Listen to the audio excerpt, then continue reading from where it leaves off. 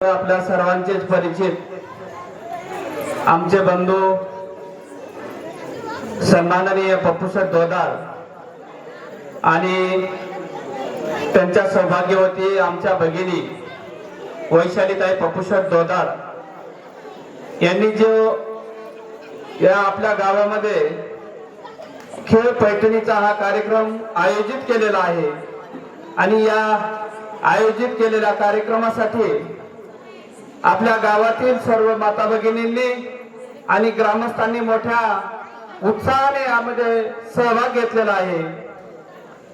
त्याबद्दल पप्पूशेठ दोदार मित्र परिवाराच्या वतीने आणि भारतीय जनता पार्टी कर्जत तालुक्याच्या वतीने भारतीय जनता पार्टीचे लोणी मसदपूर मधील सर्व कार्यकर्ते आणि आपण जमलेले सर्व ग्रामस्थांचे मी प्रथमतः सर्वांचे मनपूर्वक आभार व्यक्त करतो आणि आपला सर्वांचं अभिनंदन करतो। मार्गदर्शक कालिदास भाऊ असतील, सचिन भाऊ कांबळे असतील आणि आपण सर्वच भारतीय जनता पार्टीचे सर्व लोणी मसदपूर मधील कार्यकर्ते असतील यांनी या कार्यक्रमाचं आयोजन संयोजन केलं।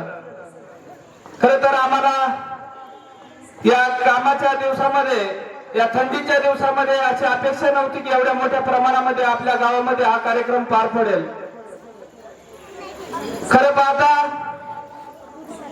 सर्वसामान्यांच्या घरातून ज्या वेळेस एखादं व्यक्तिमत्व उदयास येतं आणि सर्वसामान्य जनतेचा त्याला भरभरून सपोर्ट मिळतो, त्याचंच हे उदाहरण आज आपल्या गावामध्ये पाहायला मिळत आहे। आमचे नेते सन्माननीय महाराष्ट्र राज्याचे सभापती प्राध्यापक राम शिंदे साहेब यांच्या खांद्याला खांदा लावून ज्यावेळेस आमचे बंधू पप्पूशेठ दोदार आपल्या तालुक्यामध्ये सर्वसामान्यांचे प्रश्न सोडवण्यासाठी हरेरीने भाग घेत असतात, त्यावेळेस त्यांच्या मनामध्ये सर्वसामान्यांबद्दल असलेली आपुलकी, माझ्या ग्रामीण भागातील सर्वसामान्य शेतकरी असेल, माता भगिनी असतील, त्यांचे जे प्रत्येक प्रश्न असतील ते सोडवण्यासाठी, माझ्या शेतकरी बांधवांचे प्रश्न सोडवण्यासाठी पप्पूशेठच्या माध्यमातून आम्ही नेहमी पाहत असतो। लाईटीचा प्रश्न असेल, रस्त्याचा प्रश्न असेल, पाण्याचा प्रश्न असेल, मला जवळून माहिती 2019 ला ज्यावेळेस राम शिंदे साहेबांचा पराभव झाला तेव्हापासून आपल्या कुकडीच्या पाण्याचा प्रश्न पुन्हा निर्माण व्हायला लागला आणि पप्पूशेठ दोदार यांच्या मार्गदर्शनाखाली आणि राम शिंदे साहेब यांच्या नेतृत्वाखाली आम्ही कुकडीच्या पाण्याचा संघर्ष या ठिकाणी करत होतो, आंदोलन करत होतो। त्यावेळेस पप्पूशेठ दोदार यांची जी पोटतिडीक होती, माझ्या सर्वसामान्य बांधवांची पाण्याचा प्रश्न असेल आणि लाईटचा प्रश्न असेल तो सोडवण्यासाठी ते प्रत्येक वेळी आघाडीवर राहत असतात। परंतु त्यांनी स्वतः सर्व प्रश्नामध्ये भाग घेत असताना त्यांच्या सौभाग्यवतींना सुद्धा आपण समोर घेतलं पाहिजे, माझ्या सर्व माता भगिनींचा प्रश्न सोडवला पाहिजे। खरं पाहता आमच्या बंधूंच्या सौभाग्यवती आणि आमच्या भगिनी वैशालीताईंची एवढी माता भगिनींबद्दलची तळमळ असते, कारण त्यांनी आपल्यामध्ये राहून सर्व प्रश्नांची अनुभव घेतलेला आहे, सर्व प्रश्नांची जाण त्यांना आहे। त्यांची इच्छा आहे जिल्हा परिषदच्या माध्यमातून आपल्या या सर्वसामान्य कुटुंबातील ग्रामीण भागातील माता भगिनींचा प्रश्न असेल, शेतकऱ्यांचा प्रश्न असेल तो सोडवायचा आहे। त्यासाठी आपल्याला सर्वांना त्यांना आशीर्वाद द्यावा लागेल। आपण सर्वांनी आपल्या पक्ष नेतृत्वाकडे त्यांच्या उमेदवारीची मागणी करायची। अतिशय सर्वसामान्य कुटुंबातून ज्यावेळेस एखादा उमेदवार आणि एखादं नेतृत्व तयार होत असतं, त्या नेतृत्वाला आपल्या प्रश्नाची जाण असते।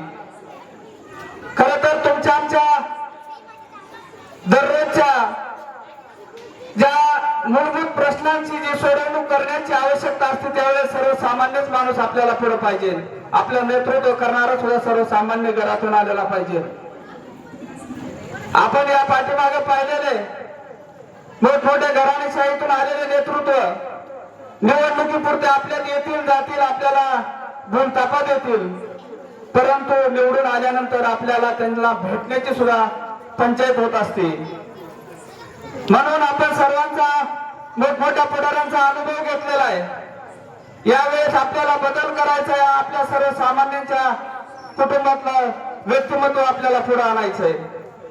खरे तर माझ्या माता भगिनींच्या माध्यमातून आपण मागणी करायची, आपल्या महाराष्ट्र राज्याचे नेतृत्व करणारे आपले नेते सन्माननीय राम शिंदे साहेब असतील, भारतीय जनता पार्टीचे सर्व वरिष्ठ नेते असतील, त्यांना आपण सर्वांनी ग्रामस्थांनी आणि माता भगिनींनी विनंती करायची की या ठिकाणी यावेळेस आमच्यातले प्रश्न समजून घेणारे व्यक्तिमत्व, आम्हाला सौभाग्यवती आमच्या भगिनी वैशालीताई पप्पूशेठ धोदाड यांना आपण उमेदवारी मागायची आणि त्या उमेदवारीच्या माध्यमातून आपले सर्व प्रश्न ते सोडवतील. त्यांना सुद्धा सांगून सौभाग्यवती वैशालीताई पप्पूशेठ धोदाड यांना उमेदवारी देण्यासाठी आपण सर्वांनी मागणी करायची आणि त्यांच्या माध्यमातून आपली सर्वांची सेवा करणार आहे. एवढे बोलतो आणि पुढच्या आपल्या या कार्यक्रमाला मी परवानगी देतो आणि थांबतो. जय हिंद, जय महाराष्ट्र.